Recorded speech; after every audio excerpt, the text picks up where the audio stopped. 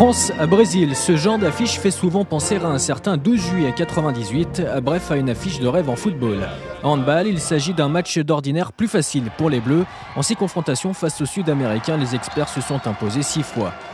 Confirmation d'entrée dans ce 3e match de la phase de groupe du mondial espagnol. Les doubles champions olympiques en titre prennent rapidement la mesure de leurs adversaires. À la baguette, un Michael Guigou intenable en première période avec 6 buts à son actif lors des 30 premières minutes. Dans la cage, Thierry Omeyer fait quant à lui pleurer les Brésiliens. Mais juste avant la pause, petite alerte avec une blessure à la cheville pour Cédric Soreindo.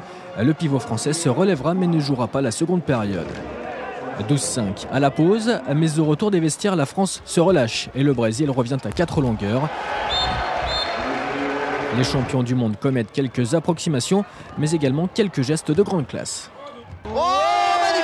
Cette fois-ci, la magnifique. Il fallait la jeter, sa roucoulette dans le petit Valentin. Roucoulette pour Valentin Porte, 5 buts pour Daniel Narcisse, le meilleur joueur du monde. La France s'impose finalement 27-22 et se qualifie pour les 8e de finale. Un succès sans forcer pour les experts qui ne ravira peut-être pas forcément le sélectionneur Claude Onesta. C'est pas la peine d'en faire trop et de se mettre en colère, mais on aimerait que l'expérience accumulée permette de jouer ces matchs-là sans folie et sans excès, mais avec le minimum des ingrédients nécessaires pour faire un match de haut niveau. Donc, sauf qu'à force de freiner, on finit par s'arrêter. France-Brésil, c'est toujours dur, hein. Le foot. Au Brésil, tu vois. Non, c'est difficile.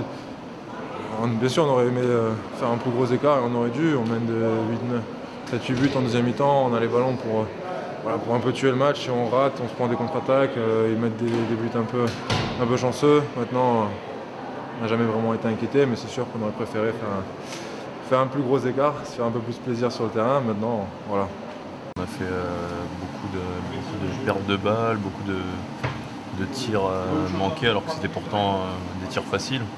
Donc je pense que c'est un peu un match où c'est un adversaire qui nous allait pas très bien, je pense, qui nous gênait un peu. Et pourtant, on l'avait abordé de la bonne façon. On était prêts et tout, mais bon, on s'est fait un peu surprendre par ce qu'on avait vu et ce qu'on avait travaillé pourtant à la vidéo. Donc c'est un match à oublier pour espérer faire un meilleur match contre l'Argentine.